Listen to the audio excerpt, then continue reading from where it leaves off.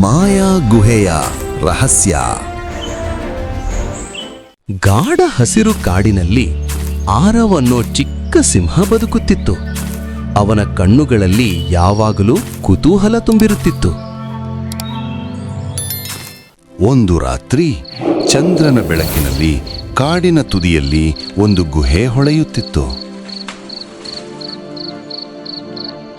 ಆ ಗುಹೆಗೆ ಯಾರೂ ಹೋಗಲ್ಲ ಅಂತ ಕಾಡಿನ ಪ್ರಾಣಿಗಳು ಗುಸುಗುಸು ಮಾಡ್ತಿದ್ರು.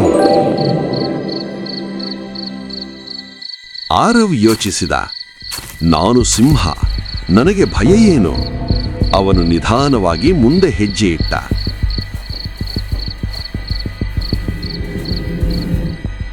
ಗುಹೆಯೊಳಗೆ ಟಪ್ ಟಪ್ ನೀರಿನ ಹನಿ ಧ್ವನಿ ಮಾತ್ರ ಕೇಳಿಸ್ತಿತ್ತು. ಅಚಾನಕ್ ಆರವ್ ಎದೆ ಧಡಕ್ಕಂತ ಹೊಡೆಯಿತು.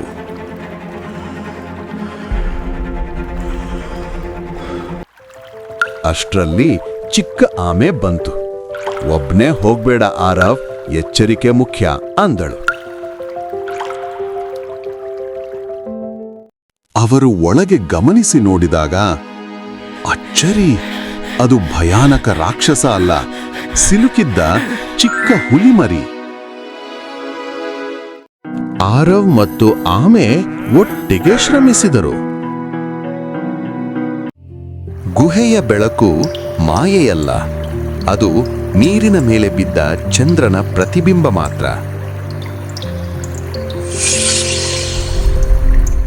ಎಲ್ಲರೂ ನಗುತ್ತಾ ಹೊರಗೆ ಬಂದರು.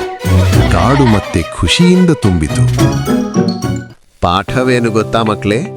ಧೈರ್ಯಕ್ಕಿಂತ ಮುಂಚೆ ಯೋಚನೆ ಮತ್ತು ಸ್ನೇಹವೇ ನಿಜವಾದ ಶಕ್ತಿ.